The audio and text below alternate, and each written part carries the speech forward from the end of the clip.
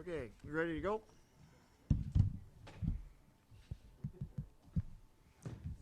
All right, I don't know. Doesn't sound like it is to me, but it probably doesn't matter. All right, so we kind of roughed out a little bit of a batting order last Wednesday at the end of our meeting. We talked about going over, at this point, next time we got together, that we would take a look at Article 421 and Article 417. I would like, though, before we start with Article 421, I would like to propose that we positive and productive note and sign Article 450, which neither side is opened. So it's book language. I have a copy for Mr. Tieford and a copy for us, and we think it'd be a good move to get an article signed tonight right off the bat, and hopefully several more before we adjourn for the evening. Yeah, I'll take it to caucus and we'll look at it. Okay. So that's Article 450. You want me to carry a copy over to you, or you? We can just, if Okay. I can just grab it's it book on the way both out. sides. Yeah. Okay. Okay. Do we want to strike that ground rule we just talked about? Yeah. Let's. Why don't we take? You and I can do that as you guys head out to caucus, whatever. Well, I want have a couple clean I want copies. the teams to hear the Okay. spirit of the discussion. Feel free to recap if you'd like. So there was some concern around one of the ground rules that both parties had agreed to, and specifically ground rule number 9 related to joint media statements. And I know everyone's got copies of these, so I won't read it. But in discussion just before the meeting, the parties agreed that we would strike that ground rule. The remaining ground rules will remain in place, and we'll just strike and initial that change to the ground rules, that redaction. Maybe we can handle that also during the break, Brian. Did AEA receive the proposed agenda, and is it acceptable? Yeah. I mean, I think Okay. it was a pretty Spartan agenda. We're going to look at. We've got 3 articles, and so it is important to us. So you know that you know we're starting out with bringing a few articles to the district, but we would like to know this evening what articles you'll open up tomorrow, since we're scheduled to meet tomorrow. Let's go ahead and get started on these and see where we end up before we talk about that. Sure, but the understanding would be that we want to know what the district's going to open up at least a day in advance of when we're going to talk about them. Sure. Okay. That's fair. Yep. Okay. So we ready for 421? Yes.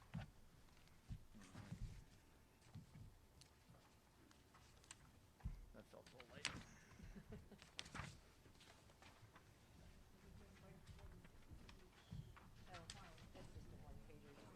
Oh, thank you.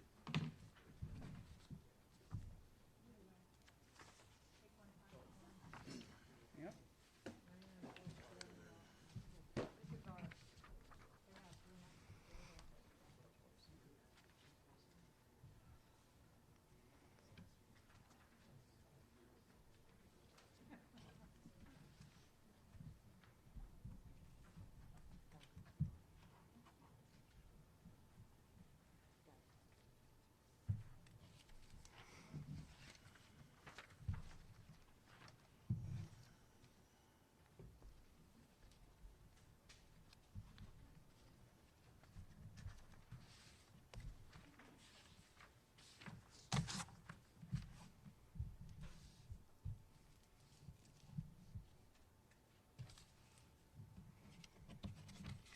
Okay, it looks like everybody has one. So Article 421 is hazardous and unsafe conditions. Given what everyone's been through in the last year, it seems like a timely article to open. this article has existed in the AEA contract for years and years and years. Has not been modified, to my knowledge, in quite some time. But so we have a couple kind of updates, suggestions to bring it into the modern era a little bit. In section A, we have some new language about halfway through the first paragraph. It says, a member shall not be required to work in unsafe conditions, locations as determined by the district or a municipal, state, or federal safety expert. Alternative work locations will be arranged.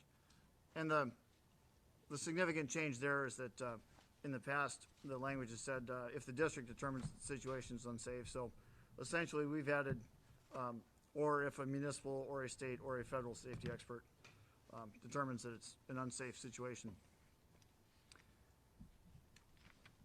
In section B, we struck the last sentence.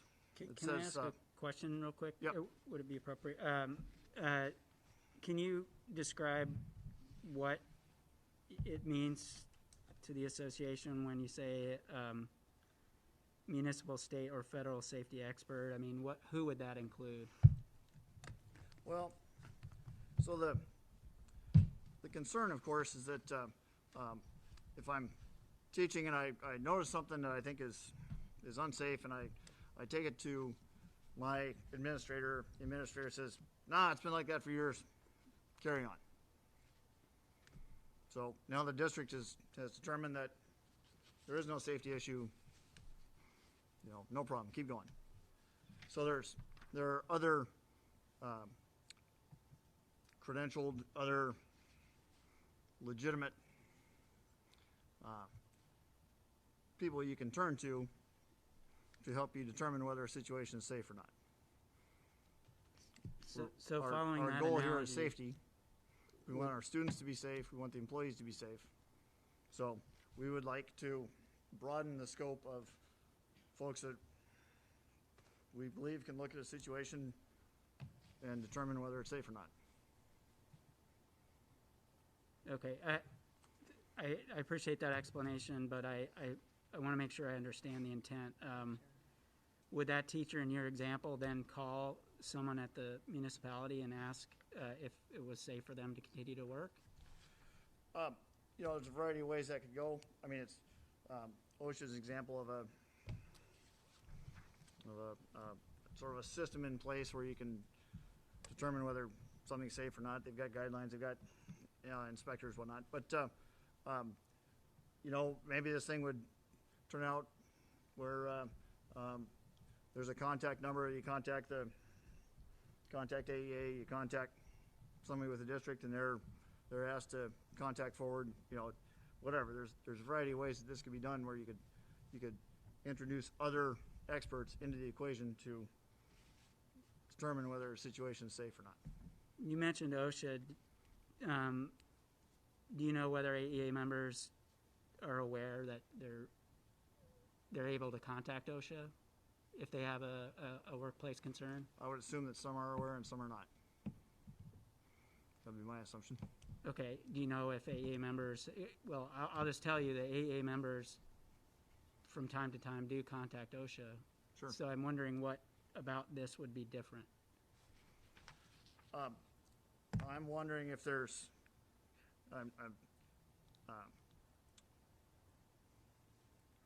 Are we right now? Right now, are we engaging in an exercise to try to ensure the safety of our students and staff, or are we engaging in an exercise to try to prevent the district from feeling more responsibility or liability? Where are we headed here? Is this a No, it's just clarifying questions. Just trying to understand what's different about this. Well, what's different about it is in the past the language has said if the district determines, and now the language says if the district or municipal, state, or federal safety expert. Okay. So clearly that's what's different about it. Okay, thank you. Yep. Part B, the language that has been struck was kind of Well, B starts out, or B, the content of B says that a member may refuse to carry out an order that threatens health or physical safety, or which is a violation of federal or state statutes. And then there was language that said if the member refuses, the member shall have the burden of proof. So we struck that. That's a seems like a little bit of a unfair or unrealistic criteria to hang on the teachers trying to keep her kids safe. I have a question. Can you describe, because you began your remarks by saying this has been, on the books for some time. I don't know your exact words, but it's been in the contract for some time. Has that been a burdensome issue for members in paragraph B? I think a lot of times the sort of the unsafe situations that come up, at least the kind of the moderately unsafe situations have been to a large extent just lived with, and that's not an acceptable way to go about dealing with issues. I would presume that this probably hasn't been a tremendous burden, but it also doesn't seem that it would help our kids or help our staff members very much. It's a bit of a disincentive really to try to do what you think is the right move, and it's certainly not in a safety first kind of context. It's if anything would discourage one who wasn't sure if the situation was unsafe or not.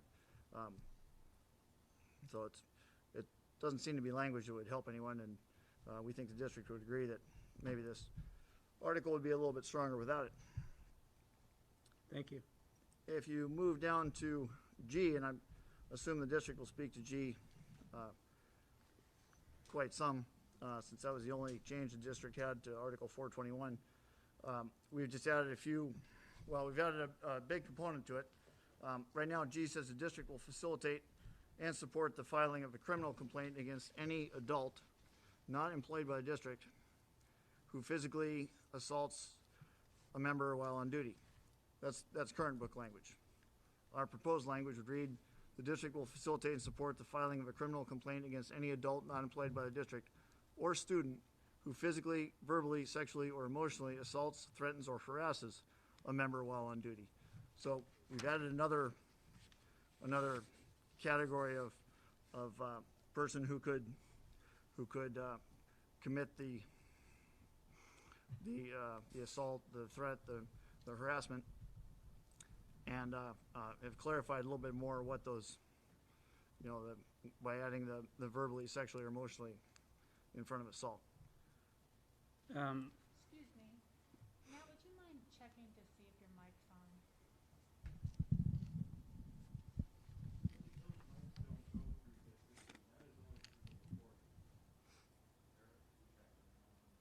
Right, we're just being told that no one can hear what Mr. Keith is saying. So, is there a way to turn it up, or?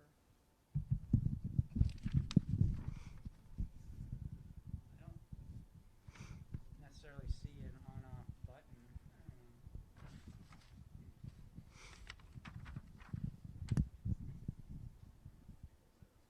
We good? You think? Okay. Okay. Thank you. Sorry for that. No, thank you. Sorry for that, Matt. Thanks.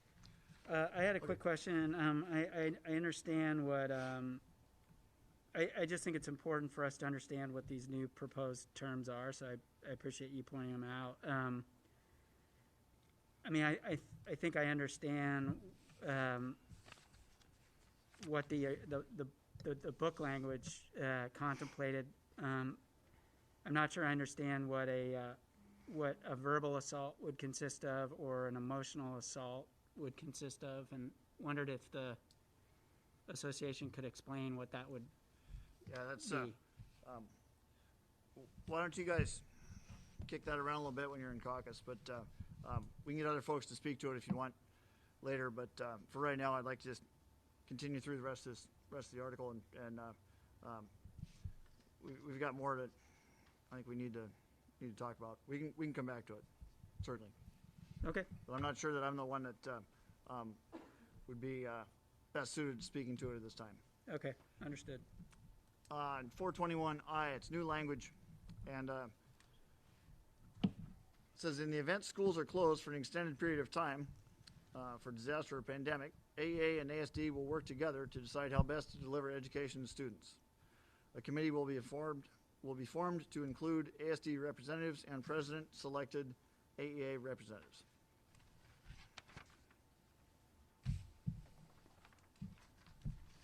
J is new language. J says, in the event of a pandemic, AEA will provide daily updates of school closures and daily staff and student quarantine reports. And K is new language. K says, in order to ensure the indoor air quality, IAQ, is optimal for students, ASD will conduct monthly HVAC checks, clean units, install MERV 13 filters, ensure adequate airflow and ventilation is occurring, install CO2 sensors in appropriate places in all classrooms, and provide air quality reports for individual schools and/or rooms when requested by AEA.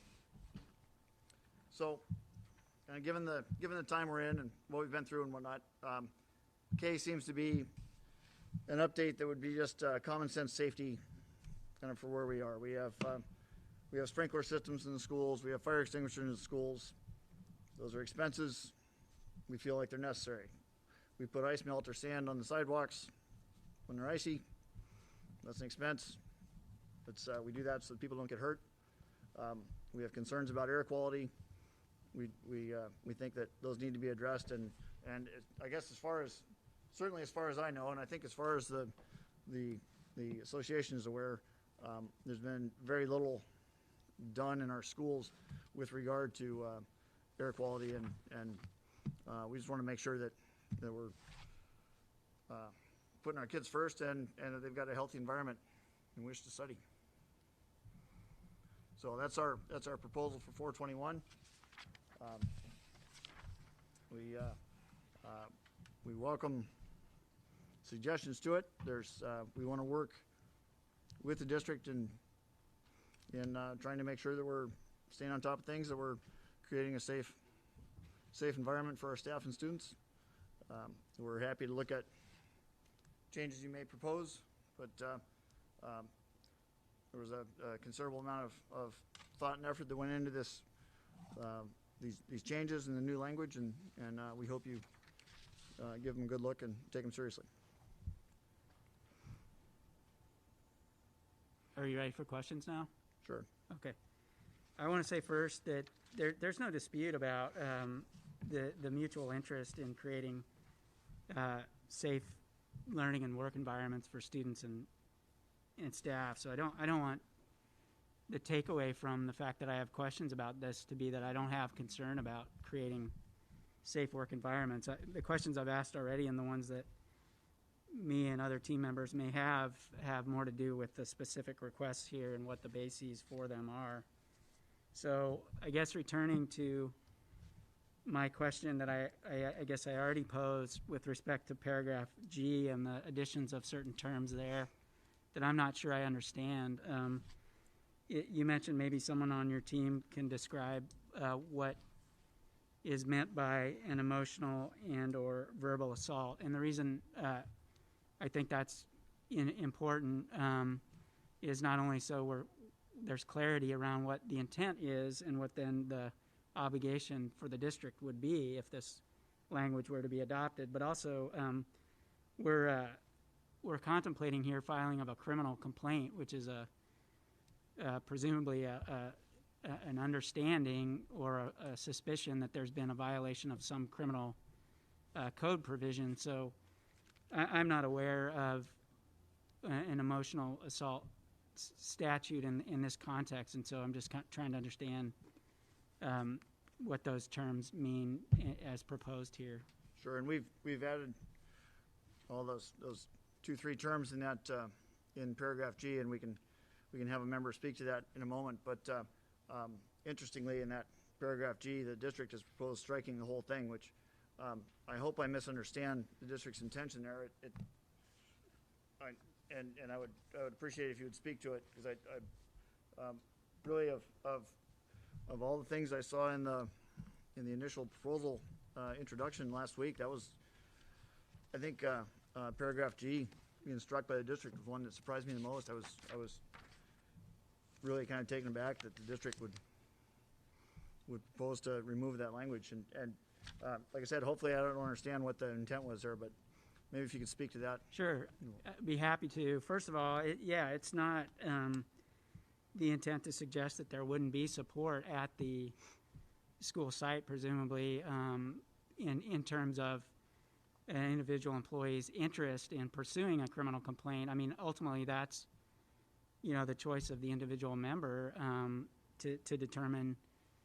As I said, a criminal complaint process exists outside, of course, of the school district. There are internal procedures that aren't addressed here that likely would occur if that physical assault occurred, in terms of working with the member for support within the system that we could offer. But this is specific to filing a complaint in a criminal context, and the reference, as you mentioned, was or is in book language when the assault occurs by an adult or is perpetrated by an adult not employed with the school district. So the intent there of striking it is not to suggest that there wouldn't be support available, but that, number one, that interest is driven by the member with respect to whether or not, I mean, there's nothing impeding a member who's assaulted by someone in the school setting to file a charge with the Anchorage Police Department, whether through the school resource officer or otherwise. And we certainly wouldn't want it to be, I guess, inferred from striking that language that we would want to frustrate that. It doesn't speak to that. What it says is facilitate and support a filing of a criminal complaint, which is the member's right, and we believe exists outside of the contractual, I guess, environment of the relations between typically the school management, principal and or supervisors and district management and the individual member as to whether they want to pursue that complaint. So it's just if you want to look at it this way, it's struck because there's a sense that it is something that occurs, that a member is member initiated, and that to the extent the member seeks support of the school in providing a statement to the police or whatever, that already occurs, and the team just didn't view that as necessary language within this article of the contract. All of the rest of which, in terms of book language, addresses, environmental type concerns and those sorts of things that we've just walked through. So that's the issue. The other thing I would mention is there's one other, I believe, location in the contract currently that addresses this issue, and so in some sense this is viewed to be duplicative language. And we can talk about. I don't have that article number off the top of my head, but when we look at that article, we can talk about that. So I think for those reasons, again, nothing to do with whether or not the district has an interest in its employees being safe in the workplace, but just the practical approach to the filing of those complaints being a member-initiated process outside of the school system. That's the reason for striking the language. So I appreciate that the member can initiate and pursue this on their own. I think we all understand that they could, but I'm concerned that it seems like the district is trying to distance themselves from one of their employees who just had something potentially pretty horrible happen to them. And the sense I'm getting from this is the district's take is, yeah, we're happy to provide a statement if you think to ask us for it, or we'll do whatever the bare minimum is that you can require us to do. But it seems to me that a good administrator wants to help this staff member that's just been through this Yeah, if it disadvantage. simplifies things, So- you might want to look at Article 440, which Yeah, is called assault of members by an adult. Which Sure. I think no, it's important that I Look at say that. this Okay. to emphasize the last point I made, which is it looks like language that appears twice in the contract that was, I don't know why it's addressed in an article that addresses other issues about workplace safety when it exists as a separate standalone article, which in the district's proposal, I want to make clear, isn't there's a house cleaning suggestion that really references the fact that the district has proposed a change to the healthcare article. But other than that, Article 440, as it appears in the district proposal, is book. So I think this is this shouldn't be construed as an effort for the district to in any way interfere with the way in which it already is agreeing to assist members in Article 440. It's just cleanup to make it make more sense in the contract. I appreciate that. So maybe when the district comes back, maybe some language to the effect that please refer to, or for, you know, in instances of assault, whatever, please refer to Article 440, something along those lines. Right now, this looks like, well, it looks bad. I mean, it's not, it's kind of not the tone that I would hope that we would want to endorse. So, if this is viewed as a housekeeping and in that it was duplicated in 440, some language on your part to that effect would be Well, I can appreciated. certainly, when we get to 440 and both parties, and we could even TA that, sooner rather than later, if the association wants to bring it forward, that would, I think, speak volumes as to the district's commitment to continue to follow that practice. And if I could return to my question about the definitions around some of this additional language. Did you say there was someone going to speak to that? Yep. I think Jen will speak to that. Yep. That's not a very smart way to do that. Want Jen to move?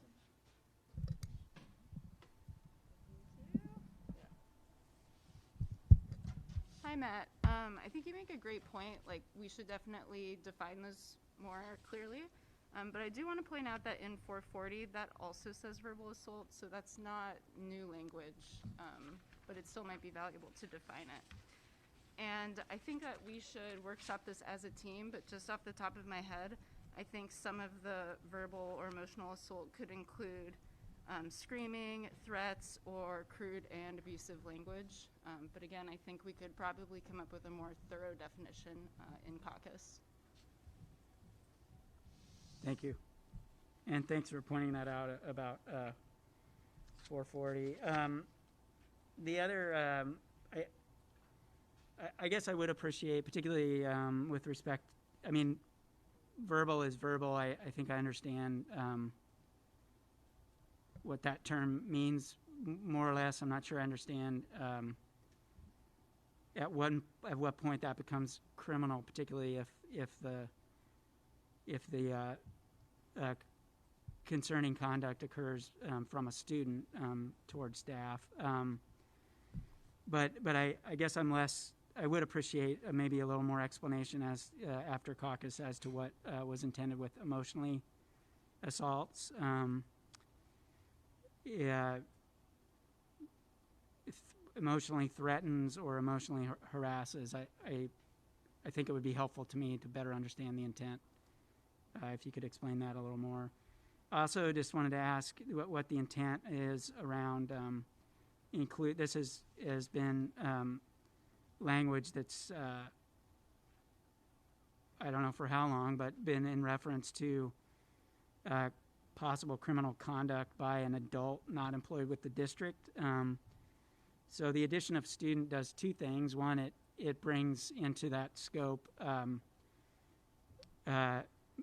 individuals from outside, or excuse me, from within the system. So before we were talking about people from outside the system, and that being adult, not employed by the district. But then, more importantly, in my mind, it adds not only within that system an adult, but within that system a student. And of course, we have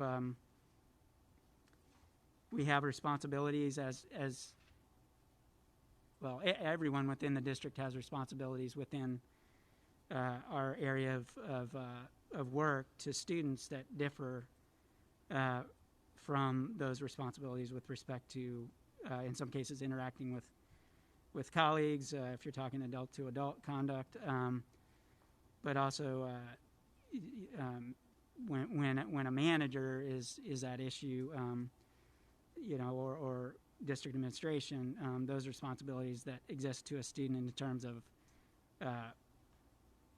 the duty to provide access to education. So I wonder what's contemplated here with respect to what I read to be a mandate that the district would support filing criminal charges against a student who is emotionally harassed, just to borrow one scenario, a member while they're on duty. I mean, what can you give me an example of what that might look like?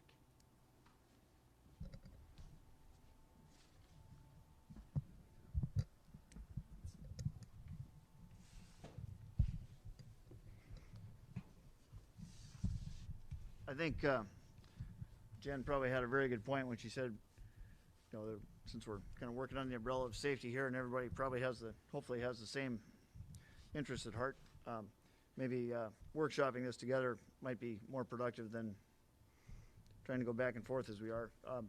It sounds maybe like you'd be more supportive of splitting G into maybe two paragraphs, one dealing with the adult component and one dealing with the student component, and then maybe it'd be easier to break them apart, kind of delineate more specifically what would happen with students, more specifically with adults.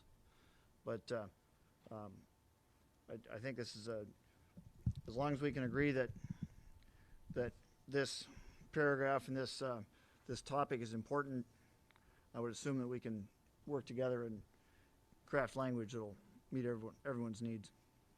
Well, I already said that safety is important to the school district, but we have an article that exists in the contract that deals with assaults by adults on school district staff. This adds a new layer, so I guess I don't know. I don't think I agree that we're on the same page with respect to whether this is something that we could agree to with respect to filing criminal complaints against our students, or facilitating the filing of criminal complaints against our students. There is, of course, any number of possible responses, and I think a history of responses to student conduct where there's some misconduct element that impacts a member. And this, so this is, I guess my point is, this is an extraordinary, I would say, is a fair word, expansion of the scope of the intent of the current book language in this article, which, as I've said, is already covered elsewhere in the contract. So we would need to caucus about this and come back with further conversation points. And Sure. if the association wanted to provide additional clarity around the intent that you think might be helpful to bring us closer to understanding, what's intended here, that we were happy to consider that. Sure, and I am very confident that the AEA team has heard your concerns and can speak to them. But also, I think it's important that you know that the intent was there to greatly broaden that paragraph. we've added a new element to it that's probably long overdue, and it deserves attention, and we're happy to craft language. We hope you're on the same page there, that you'll give it a good look and come back with something. We'll come back with questions. I'd like to consult with folks on the academic services side to have a better understanding of the impact of this language.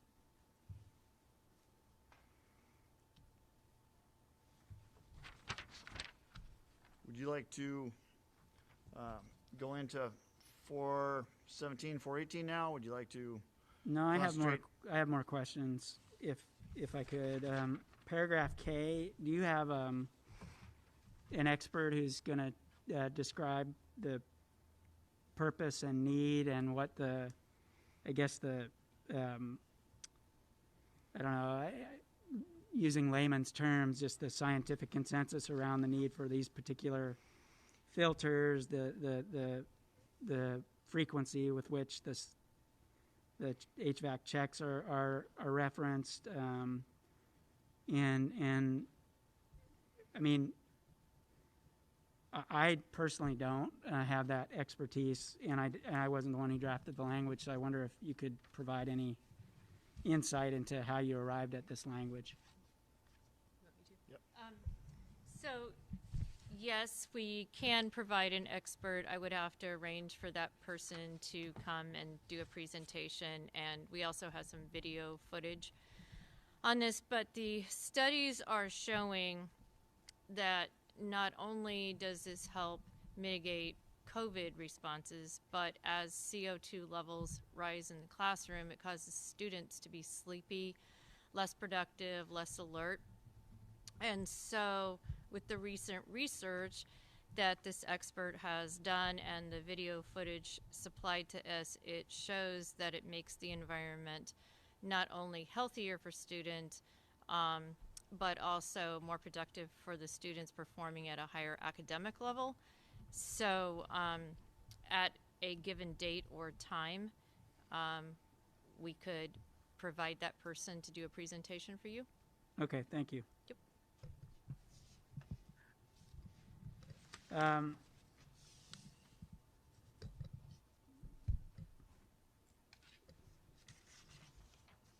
Yeah, I mean, I'll share an initial concern is that and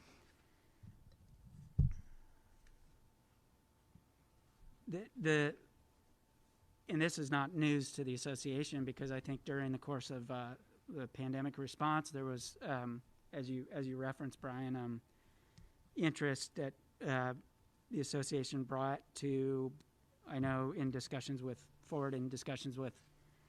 the school board, or not discussions, but statements to the school board, and I think in various meetings that occurred over the course of many months with you know, what functioned as the School Start Task Force and other groups. And one of the things that I think there's been discussion about is that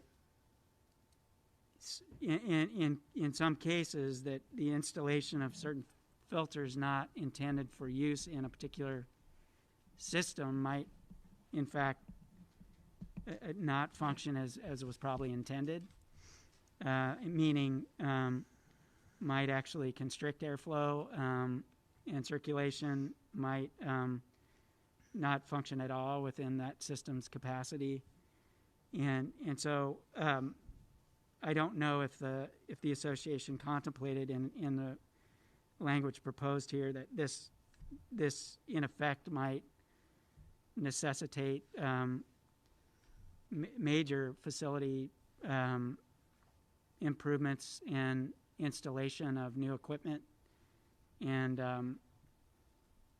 if he gave any thought to what that might cost.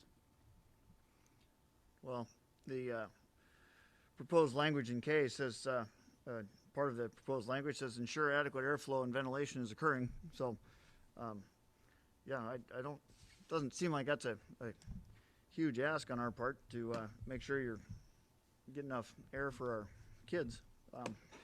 Well, no, Yeah, that's actually the opposite of what I've just said. I fully appreciate that we probably have some obsolete equipment out there that may need to be replaced, and yes, there's a cost for that.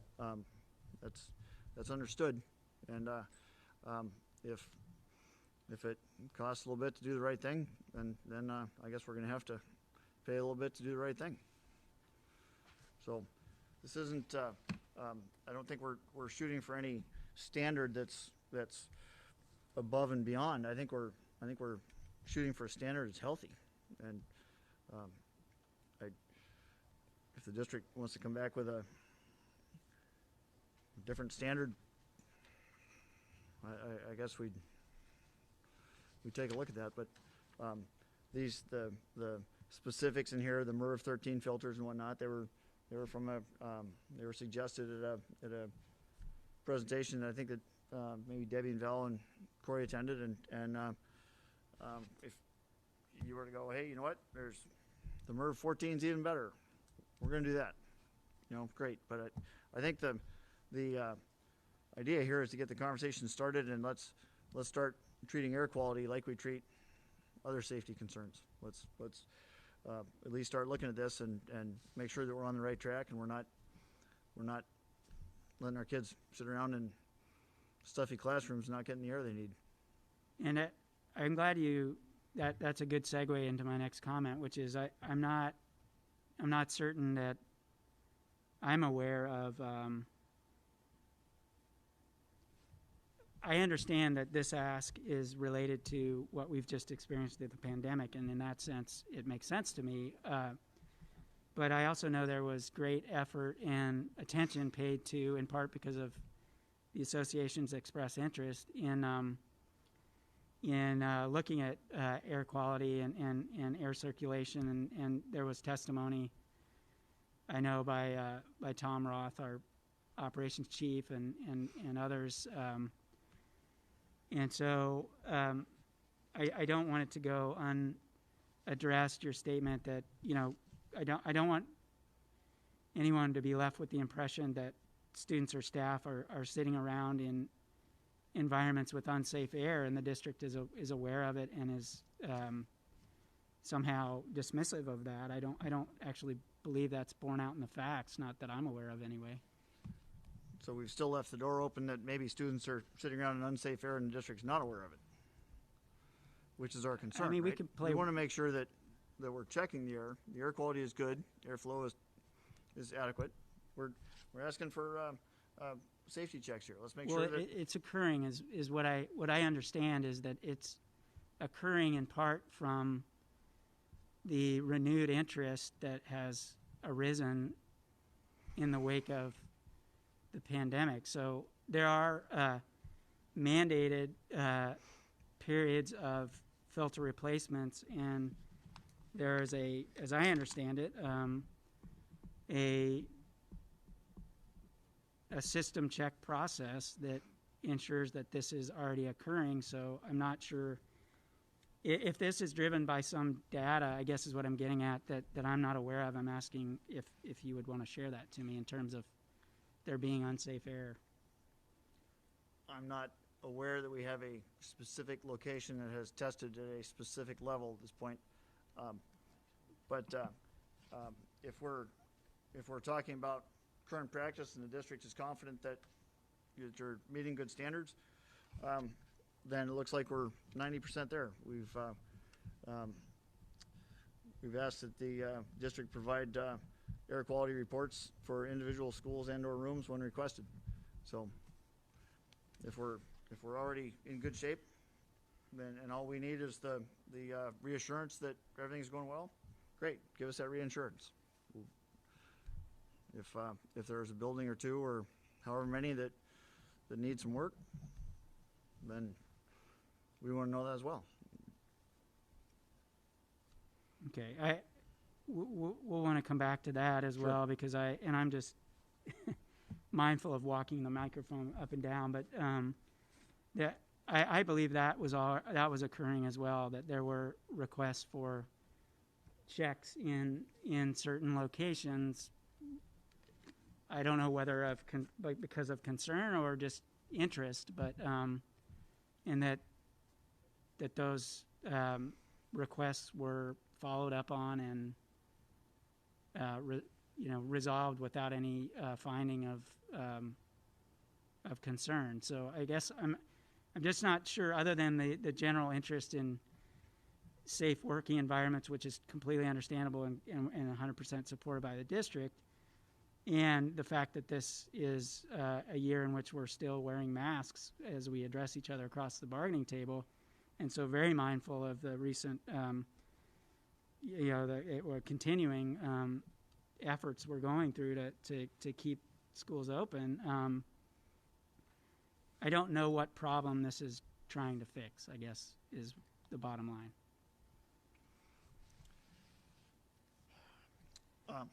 We have sprinklers in every building, right? Some of those buildings aren't on fire at the moment. It's a safety precaution. Mm-hmm. As a safety precaution, we would like to have testing of the air quality in the classrooms.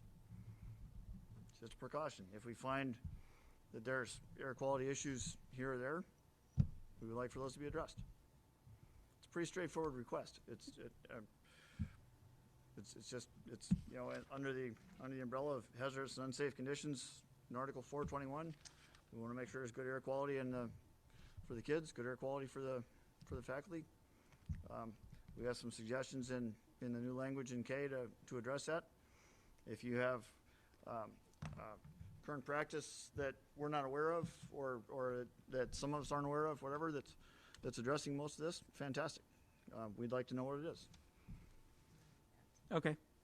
I'll just repeat the answer into the microphone, but I think, Andy, did you do a preliminary costing of what it might require to meet these requirements?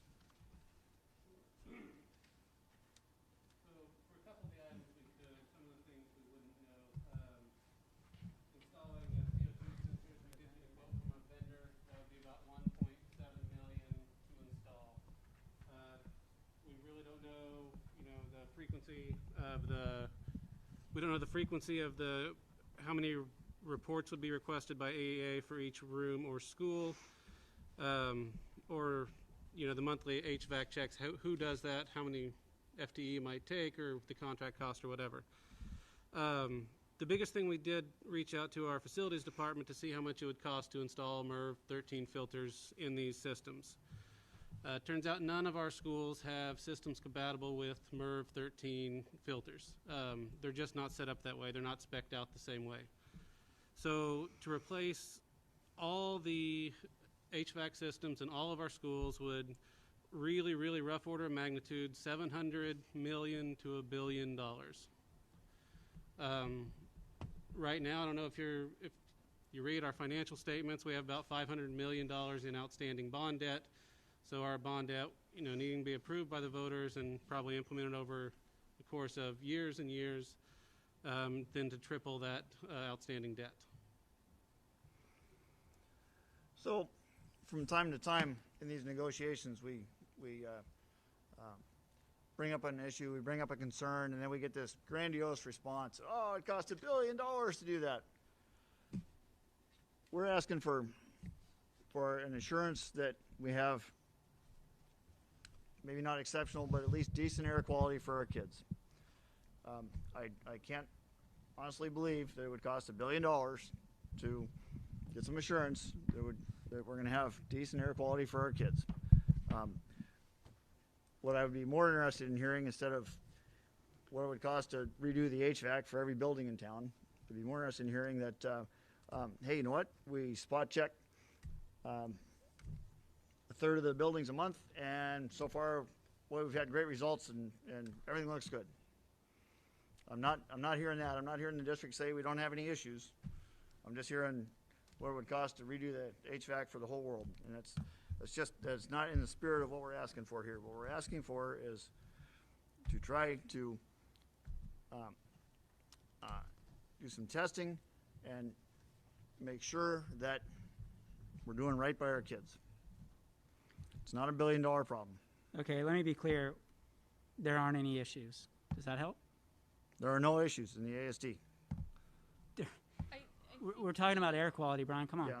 There are no air quality issues. There in are no agriculture? air quality issues with respect to How do our we know that? classrooms. And you propose language, and I take issue with you not wanting to hear what it would cost. How do we Because know you there said are this no is a issues? simple fix, and we just explained that it's not. Uh-huh. How often are we testing? What's the substance behind the there are no issues? Where are we? Well, where's the substance that there are issues? I mean, it's a problem that you're asking us to fix, and I'm saying it's not a problem. We have HVAC systems that cycle air consistent with required standards, and there's certainly no basis that you've been able to articulate for this proposal, and I've told you what it. Well, I didn't tell you, but we've indicated what it would cost as written, and so it's simply by way of pointing out that there are already systems in place to address these concerns, and where there's a concern, there's further system in place to, as my colleague Mr. Barker nodded when I looked his way with respect to if someone does have a concern, further testing. I believe AEA dispatched some number of carbon dioxide units into schools, and if there had been a concern there, as I understand it, and this is not direct to me, so this is secondhand, that there was response to questions that came forward with respect to air quality concerns this year in various locations. And so I'm saying we don't have a problem that we're appearing to try to fix here. And I want to emphasize, because the takeaway is, there's a suggestion in this proposal that there's unsafe air in our work and learning environments, and that's a weighty allegation. I don't know how else to phrase it, and if there's nothing to substantiate those concerns that you can present to us, then it feels more like a request that may have felt as though it was somewhat straightforward, but we've just explained to you it's anything but straightforward.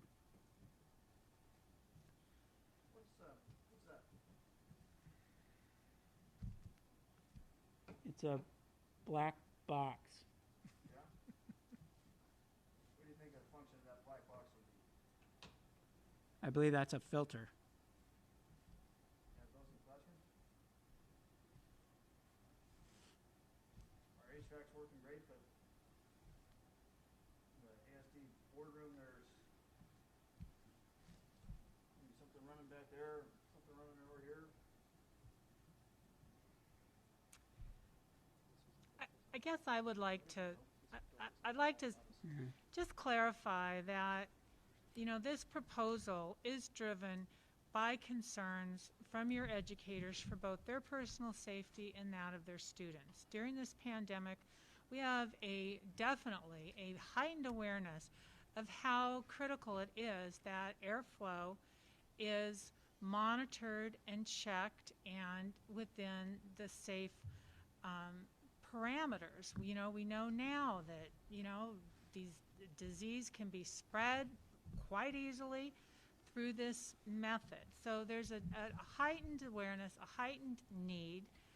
Air quality is become and environmental issues, I think have been raised throughout our society because there's so many risks out there that seem to fall under the umbrella of, well, if I can't see it, it must not exist.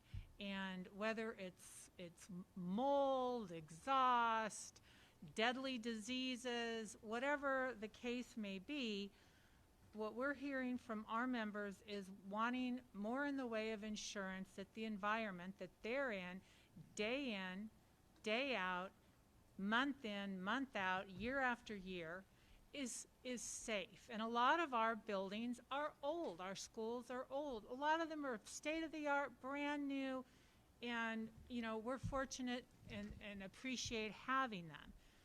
But that's not always the case. And we have made numerous requests since during this pandemic year asking for specific results of CO2 levels in classrooms. And we're told repeatedly that it's, you know, not classroom by classroom. It's more of a building-wide type of effect. Well, it's not an average. You know, the average of the building or what's good in your room, if it's horrible in my room, guess what? You know, me and my kids are sick or worse. So it's a legitimate concern based on health for individuals that they're entitled to have and concerns for their student. We had one elementary school, the CO2 monitors came out, had results of over 2,000 particles or whatever the term is. That is, I think, multiple times what is standard.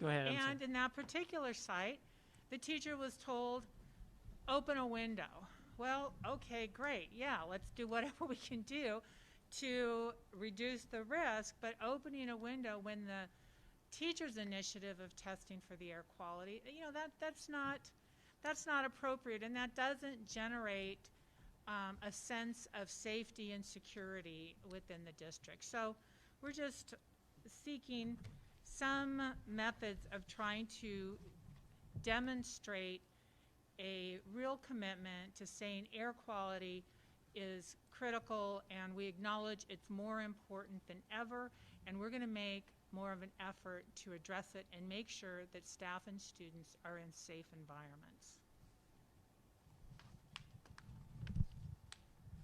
And thank you for explaining that, Val. The district shares an interest in ensuring that air quality is safe for both adults and students. So I'm glad we share that interest. Thank you.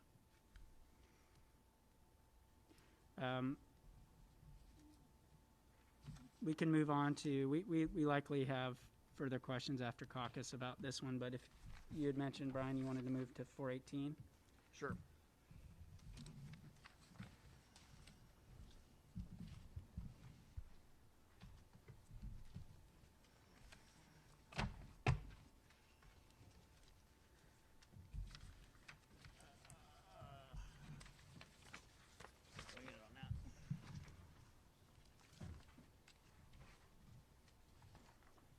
Does anyone need a break? Okay, we need a break.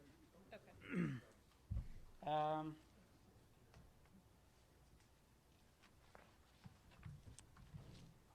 It's 5:40 now. Why don't we convene at 6:15?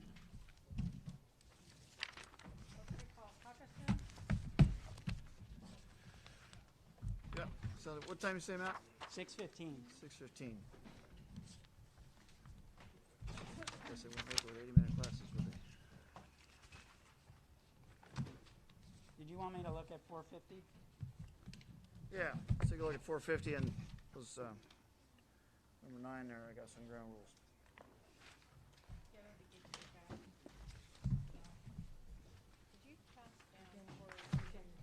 Do we have a what?